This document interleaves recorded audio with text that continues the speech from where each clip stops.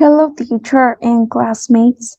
We are group number 6 and in this video we are going to explain what is semantics. When we talk about semantics, we refer to that branch of linguistics that is in charge of studying the literal meaning of words, phrases, sentences, and larger units of discourse. Remember that discourse is the formal expression of a communicative act in which a sender constructs a message using language and transmits it to a receiver. There are two fundamental issues in semantics: the compositional and lexical semantics. The compositional semantics studies how smaller parts, that is to say words, how they combine and interact to form the meaning of larger expressions such as sentences. The second one, the lexical semantics, um, studies the word meanings. It includes the study of how words structure their meaning, how they act in grammar, and the relationships between the distinct senses and uses of a word. The units of analysis are the lexical units that not only include words but also affixes and even compound words and phrases. There are other prominent issues such as the context and its role on interpretation. And here we have the opaque context, the ambiguity, vagueness, entailment, and the presuppositions. Then we have the relationship or interaction between semantics and other branches of linguistics. Here it's important to emphasize that these interactions between branches are known as interfaces, and the most crucial interfaces of semantics are those with syntax, called the syntax and semantics interface, as well as the pragmatics and phonology interfaces regarding prosody and intonation. On the one hand, as its name indicates, the syntax and semantic interface analyzes the semantics and syntax with the goal of explaining the correlation between form and meaning of words, sentences, or discourse. On the other hand, in the pragmatics and phonology interface, here prosody is concerned with elements of speech that are not individual phonetic segments like vowels or consonants, but they are properties of syllables and larger units of speech that include linguistic functions such as intonation, stress, and rhythm. These elements are known as suprasegmentals. Finally, intonation. Intonation is the variation in pitch used to indicate the speaker's attitudes and emotions, to highlight or focus an expression, or to signal the locutionary act performed by a sentence, or to regulate the flow of discourse. Now let's have a look at the types of meaning posed by Geoffrey Leach in 1981. The first one is the conceptual meaning, which refers to the basic literal definition of a word that we find in the dictionary. The literal definition or concept of a word in the dictionary. For example, the conceptual meaning of the word tree is an object that has a trunk, branches, leaves that generates oxygen in the earth and so on. That's the conceptual meaning. Now, the connotative meaning refers to the emotional or evaluative associations that a word may have beyond its literal meaning. It's the subjective sense of a word that can vary from person to person or context to context. For example, the word home may have positive connotations of comfort, safety, and familiarity for some people, but negative connotations of confinement or restriction for others. So let's move on to the social meaning. That refers to the way in which a word is used to signal social relationships or status. It can be influenced by factors such as age, gender, an ethnicity or social class. For example, the use of slang or regional dialect can signal belonging to a particular group or community.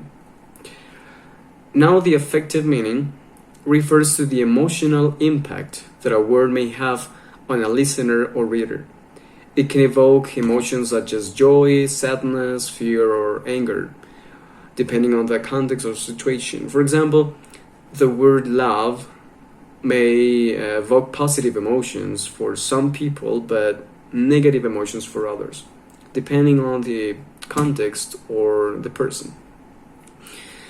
So, we have also the reflective meaning that refers to the way in which a word reflects or represents a particular aspect of the world, a real life object.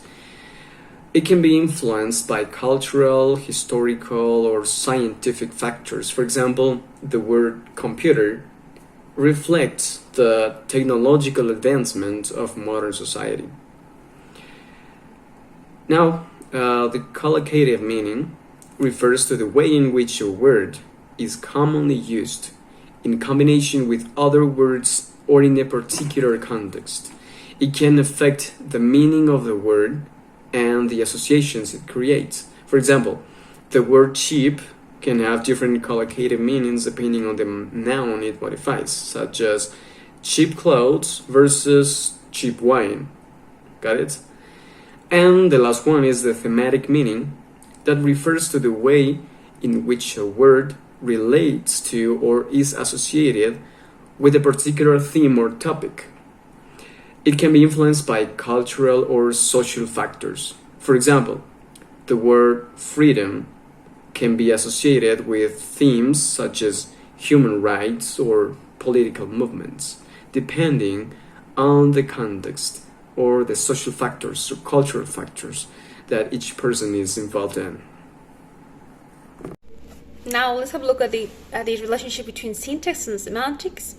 Well, basically, a well-organized sentence cannot exist without a homogeneous relationship between syntax and semantics. Why? Because syntax is like the body of a sentence, and semantics is the soul of a sentence. Yeah, that is why this relationship between those two things enables the writer or the speaker to know what's the difference between the regular language and irregular language. Regular language, which, for example, the language we use in a daily life or in an academic setting, and irregular language that we use, for example, in literature. We could say metaphorical or personification sentences. Okay, having said that, it's important to know what's the difference between syntax and semantics, because having understood this, we can see then what's the linkage between those two ones. Okay, syntax refers to the rules that we follow to create sentences, and semantics is the study of the meaning of those sentences. Okay, so that's why we say syntax is what we use to do our best to communicate on the most basic level, and semantics helps us to determine if there's any meaning to be found.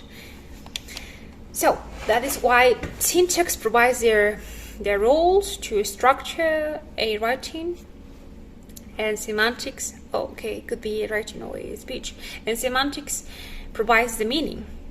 That's why they work together to convey a meaning. So let's have a look at two examples to see what's the relationship between those two things. They work together. So a rabbit chased the dog through the pasture.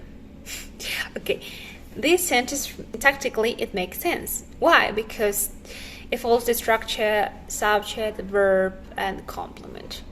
But semantically, it doesn't make sense. Why? Because rabbits don't usually chase dogs. That's really strange. Then the second one is squirrel sang bumper cars. Okay, again, if we analyze this sentence using syntax, okay, it makes sense. It makes sense because it follows the structure, noun, verb, noun, structure. Yeah, isn't it? However, when we analyze this sentence from semantics, no, it doesn't make sense. Why? Because how does a squirrel sing bumper cars? So basically, we are speaking nonsense. That is why it's important to work with syntax and semantics when we are constructing sentences or when we are saying something. Well, continue with the presentation. Now I'm going to explain you some examples of semantics. So, but first of all, I'm going to explain something that my classmates already mentioned before, and that is that semantics is the branch of linguistics and logic concerned with meaning. Or in other words, semantics is the study of meaning of words. So in this sense, it's important to mention that semantics ambiguity often occurs within a language. But what does it mean, semantics ambiguity? Well, semantics ambiguity refers when a word, a phrase, or a sentence has has two or more possible meanings. It depends of the intention in the context or that in which some word or phrase or sentence is used. And within this ambiguity, we have two categories, the lexical ambiguity and the structural ambiguity. So the first one, the lexical ambiguity, it refers when a word has more than one meaning, such as the word bank, which can refer to a financial institution or the side of a river. So basically, the lexical ambiguity is when we have a word and which can mean two things, two different things. The next is the structural ambiguity. In it occurs when the structure or grammar of a sentence allows for more than one interpretation. For example, the sentence, the chicken is ready to eat, can mean either the chicken is prepared for eating and is ready to be eaten, or the chicken is alive and is ready to eat something else. So as you can notice here in the structural ambiguity, the structure or the grammar that we use to construct a sentence allows for to make more than one interpretation. So in this chart, I'm going to explain you two examples of lexical ambiguity and two examples of structural ambiguity in order to clarify a little bit more about what is ambiguity. So first, the lexical ambiguity. The first example is words like run can have different meanings in context. For example, a person can run is like a physical activity, we already know, and a refrigerator can run is like when this refrigeration is like working well. So as you can notice, this word run can have different meanings. It depends in the context in which we are using this word. Then we have saying that someone is charming can be sincere or it can be sarcastic. So, in this case, also this word charming, we can use this word in a sarcastic way, or it can be sincere. So it has two possible meanings, and it refers to lexical ambiguity.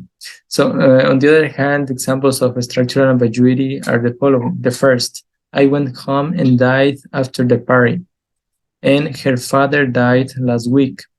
As you can notice here, the word died has the same meaning, but it depends on the structure that we used. It has different meanings. For example, the first one can mean that I was in a party, and when I got back to my home, I was like very tired. For that reason, I said I died after the party because I was very tired.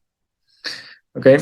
And the other sentence, her father died last week. In this case, it means it has the literal meaning of the word die, because it doesn't allow us to make another interpretations of this sentence. And the next example of a structural ambiguity is I saw the man with a telescope. It also have two possible interpretations. The first is that I saw the man using a telescope, and also I saw a man who had a telescope. So it has two possible interpretations. That it depends on the structure of the sentence. And I think it's all for us, and thank you so much for your attention.